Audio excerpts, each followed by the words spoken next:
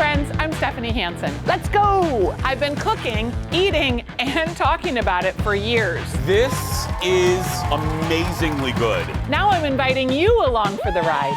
Stanley! It's the bomb. Something you cannot live without. Meet the chefs, home cooks, restaurateurs, and bakers honing their craft. Everything is going to blow your taste buds up. And try new recipes with me in my kitchen. It's simple, it's easy, that looks amazing. There's always something delicious to share. These buds got a taste! These buds got a taste! Let's go! This is Taste Buds.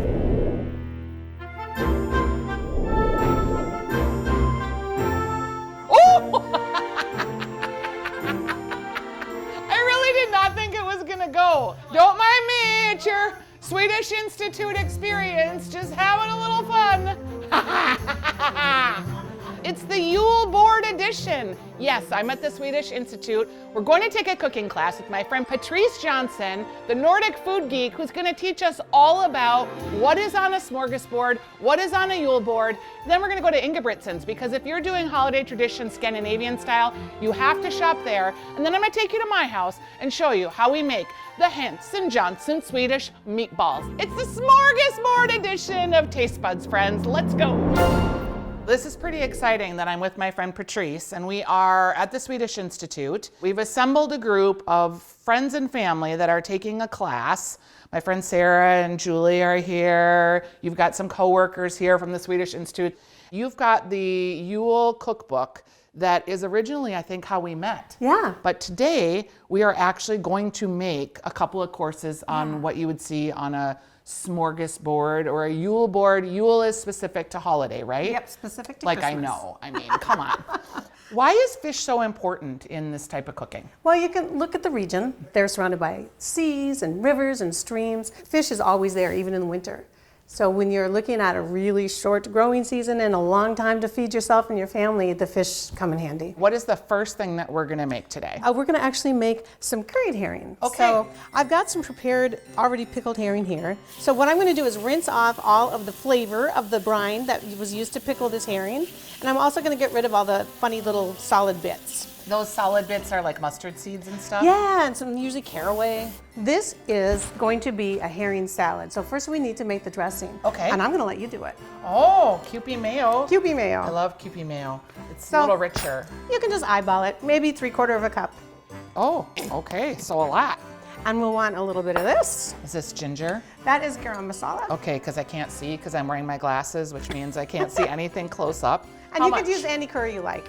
Yeah, just till you think it looks like it's gonna taste good. We've got some ginger here and some garlic. Again, just eyeball it. Are we gonna microplane? We've got a microplane right My there. favorite tool in the world. Yes, How much of this do you think? as much as you like. Okay, I usually love say, these you know, like a measurements. pinky. Look at your beautifully diced shallot. You can also add things to this like potatoes would be great, cucumbers, Yeah, it's apples are kinda really like- good in this. It's kind of like a potato salad, I can already see.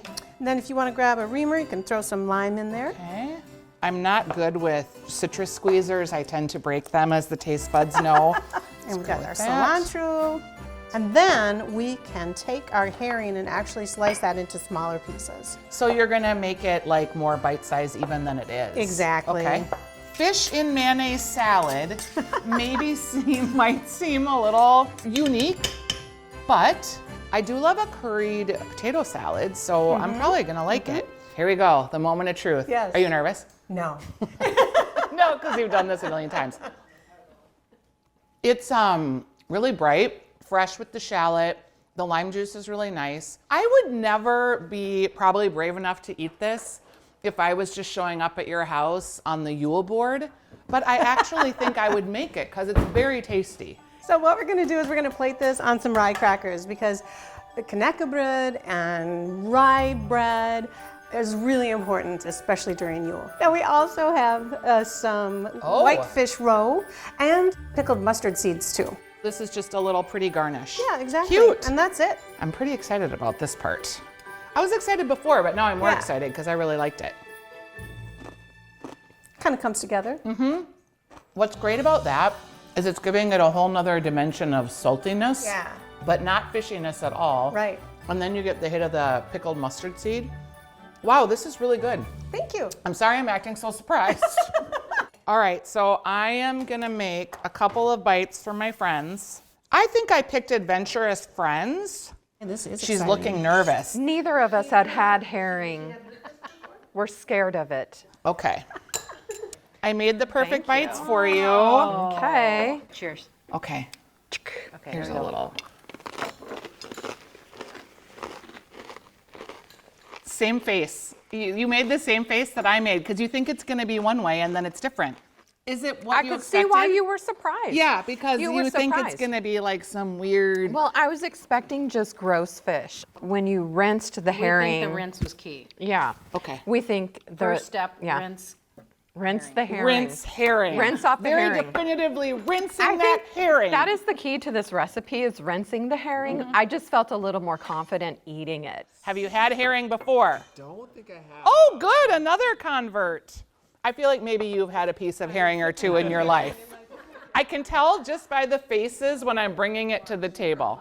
So we're ready to make the second course. 48 hours ago, I went to my fishmonger and I said, do you have any salmon that's appropriate for gravlax? And he said, actually, there's 3 here. Which one would you like? I liked this one because it is really thick. I like it thicker because then it doesn't get over cured. Too many recipes say 3-4 days and it's like, no, because then it gets so gritty and gross. Yeah, the texture changes. So what is in your curing liquid? This one actually has salt and I used brown sugar. Okay. I like how the brown sugar kind of adds a depth to it. And I've also got some Aquavit. I actually use the Gamla Old Dill Aquavit. That's Okay. one of my favorites. Yep. And some fresh dill, the last dill from our garden. So when you first put the brine on, it's obviously solid. And then as it does its work, it pulls the moisture out of the salmon, and that's why we now have the liquid here. Okay. We're going to rinse this now. Okay, and just pat it like we dry. did with the other fish. I've got a paper towel lined tray here. So I'm just gonna pat it dry. Okay. And we can put that over there and actually bring those cucumbers back Okay. because that's our next. Moving back and forth. Cukes. Yeah. Everybody likes a cuke. This is brined in sugar and salt, just like our fish. And you can see, I used a little spoon to sort I of make a little wondered divot. about that, yeah. Why are you making a divot in your cucumber? Because we're gonna add creme fraiche Oh. and cream cheese. So you're almost making like a little boat. Yeah, exactly. So this Okay. is cream cheese, a little bit of creme fraiche, and then a little bit of honey, salt and pepper. Okay. When you buy gravlax, like in the store, a lot of times it's treated like prosciutto, where it's like on a board and there's little thin slices that you kind of peel off. You gonna taste this one? Yeah, I do. Oh, it's super firm, not like raw tasting. Also, I really love the dill aquavit flavor I did because put a I lot can on taste it. that. It's really good. Maybe Nordic sushi. So now I'm going to show you how when somebody I know has either a dull knife or they don't have knife skills, or if you just want to serve it kind of in a unique way, Okay. I'm going to actually cut this into cubes. Oh, like I would, I make like salmon bowls in the air Yes, fryer. exactly. Okay. That's a great way to do it. Yeah, and it's going to look really cute atop our cucumbers. All right, so you've got your divot, you're gonna fill it up. And then we'll get a little bit of dill, Oh, this looks really nice. and that's it. It is the moment we've all been waiting for. You ready, taste buds? Here we go.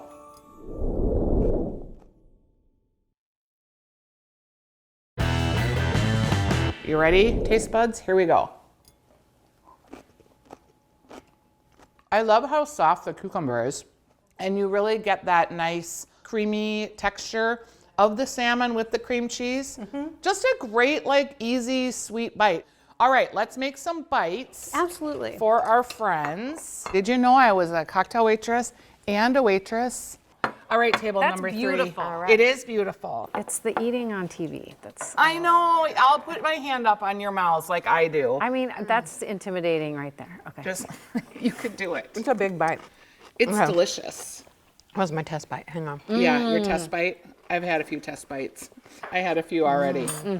Delish. There is just a party going on after taste here. Party in your mouth, party in your mouth. All right, well, this has been super delightful. Everyone has had their snacks, and I assumed that we would have the aquavit at the last table of the smorgasbord, but it's not the last, it's the first. We always start with it, absolutely. Okay, because it makes it more fun and festive, right? And does. you're more likely to talk to the people at your party. The smörgåsbord actually comes from a tradition in the 1700s called the board, and it is the burning wine board. Aquavit became part of the cultural tradition back then.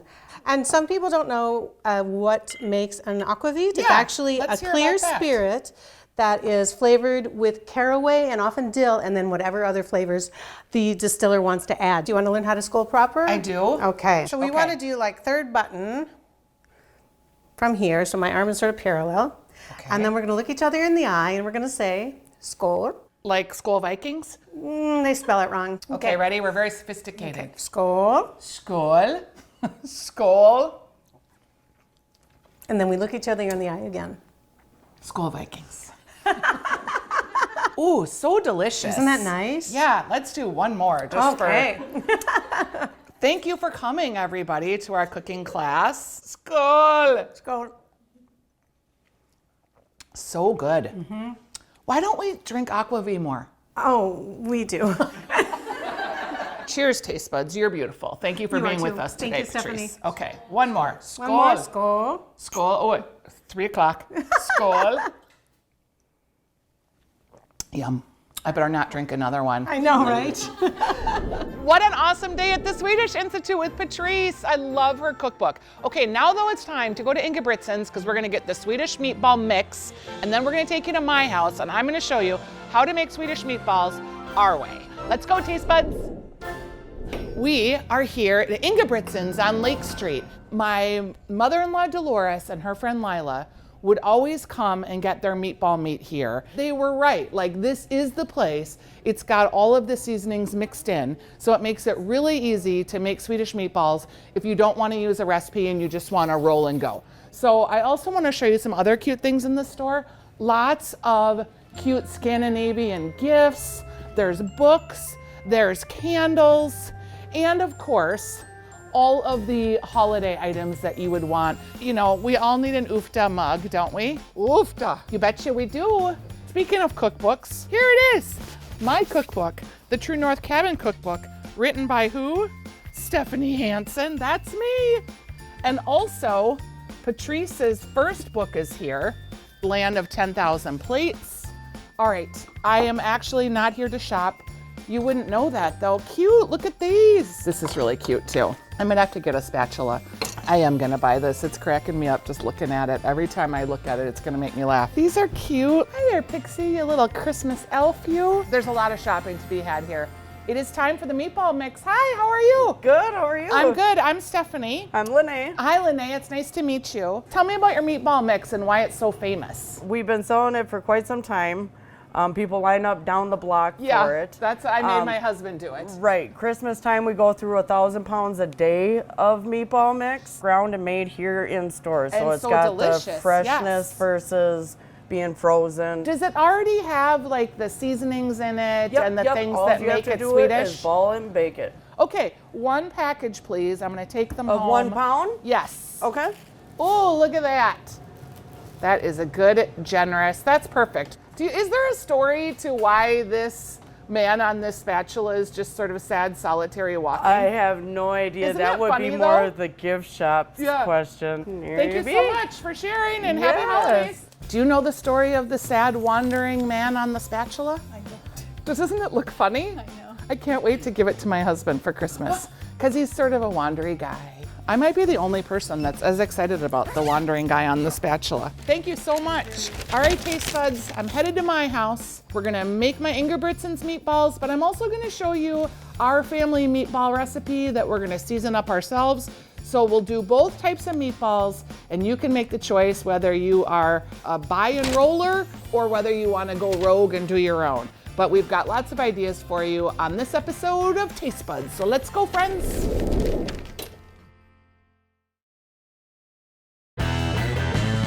All right, taste buds, it is time to make my holiday favorite, the Swedish meatball. We picked up some already pre-made meat at Ingebretsen's, and we're gonna use a small scoop for those. We'll call it the appetizer-y meatball. I'm going to make the main course meal meatball. And I'm gonna show you a couple of different strategies and Hansen hacks for meatball making along the way. We're starting with a pound of ground beef. I use 85% lean, a pound of pork, and a pound of veal. We're gonna start by adding a 1/4 cup of milk to 2/3 cup breadcrumbs. I like to use panko just because they're super airy and super light. Now we're going to add some moisture to the meat. You have 1 beaten egg, and here is a little secret. The best meatballs have ricotta in them. 2 tablespoons. We're gonna use a medium onion. The way to make the onion flavor spread throughout the whole meat mixture, but not have big chunks, is to grate it on a grater. Now we're gonna add our Swedish seasonings, a teaspoon of allspice, some nutmeg, we've got some cardamom, we've got some ground ginger, some salt, some pepper, and some dill weed. I use about a teaspoon, and then I also am gonna use fresh dill a little bit later. I'm gonna add our panko that we soaked with the milk. I'm gonna take my rings off if I can get them off, because this is the part where we're gonna get in there with our hands and get everything all mixed together. This is sort of like when you're making bread. You don't wanna over mix or overwork it, but you wanna get everything mixed in together. I'm just kind of folding like you would with pie dough, really. I think we're pretty good here. And I'm gonna go in last with the fresh dill. Ooh, smells oniony, smells dilly, smells meatball-y, meatball. We are ready to shape our meatballs. This is a little Hansen hack. Just kind of oil up your little vessel there. So these are the Ingebretsen meatballs that we're gonna treat on our yule board as like an appetizer meatball. And using a scoop really helps you to get uniform sizes. I tend to roll them larger and larger as I go because I get sick of rolling meatballs. So using the scoop keeps me honest. Stanley's eating his rabbit on camera. He's very excited for the meatballs. Stanley, are you excited about the meatballs? Yeah, I thought you might be. Go lay down. Go down. When you film a TV show in your house and you have delivery people and you have pets with noisy toys, husbands that have to go to the bathroom, sometimes things get on camera. Wah, wah. Okay, meatball. Those look real great. We're gonna put them in the oven. I'm at 450 for about 8 minutes. All right, these are a larger meatball and they're a little softer. You could roll these in advance. You could even cook them in advance and then make the gravy the day of. Okay, our other meatballs are ready. So I'm gonna get them out of the oven. Look at those little cuties. The other meatballs are done. We're gonna go ahead and put these in the oven and we're gonna put them in for 12 minutes. So I've plated up the Ingebretsen meatballs and I'm going to make a little horseradish cream sauce. So I've got like 1/2 cup of sour cream, a teaspoon-ish of French's Dijon mustard. Then we've got horseradish, cream style. And I want it to be kind of zippy. So I'm gonna add about a tablespoon. A tiny bit of mayonnaise just to give it a little help on the creamy side. And I'm gonna add a little salt. That looks pretty good. And we'll just put it in our little ramekin here. Okay, our meatballs are ready. Look at that. Meatballs, meatballs. People get very stressed out about gravy. So I'm gonna show you a couple tricks. We're gonna take all of this fat that is on this sheet and we're literally gonna pour it into our pan. So you see we have meat and fat. That's gonna be the basis for our gravy. But we also need tasty fat. So we're gonna use about 4 tablespoons of butter. And then we're gonna add our flour and we're gonna make the roux. I've got about 2 tablespoons flour. I kind of want to get it to be pasty. So you're kind of eyeballing to see texture. At this point, I'm going to add my broth. Having the right tool, a good whisk, is really important when making gravy because you're scraping up that flour on the bottom of our pan and getting everything into one cohesive slurry. I'm gonna use a little bit of pepper. I also like kosher salt. So there's this magic ingredient called kitchen bouquet. and you find it in the gravy section of your grocery store. It's something all of our grandmas and our moms used. It really adds to the flavor, and I don't know why. It's almost like a little soy saucy, Worcestershire molassesy situation. And I'm gonna whisk in 1 cup of heavy cream. Still whisking. Making gravy takes about 10 minutes. This is coming up to a boil. It just takes a little bit. Bubbly, bubbly, bubbly. It's like a cauldron. You can see it's coating the back of the spoon. It's thick. I'm bringing my meatballs over. Already smelling so good. We're just gonna incorporate our meatballs in with our gravy. And that is how you make Swedish meatballs with gravy. How good does that look? Dun dun dun dun dun dun dun dun dun dun dun dun. It is meatball magic, Swedish meatball magic. Okay, so we have our undressed, our naked meatballs, our appetizer-y meatballs that we're just gonna dip into our little dipping sauce here. Yum. It's hand ground. You get a different grind feeling. Very delicious, easy, super cute, like handheld. Let's go in for the main meal situation. This is just one perfect gravy coated orb of love and goodness at the holiday season. Mine has a lot of delicious dill flavor. You can really kind of taste that nutmeg, kind of warm, and that gravy. Boom! It's fantastic. I won't lie, this is like my 10th meatball. Yum. Thanks for watching, taste buds.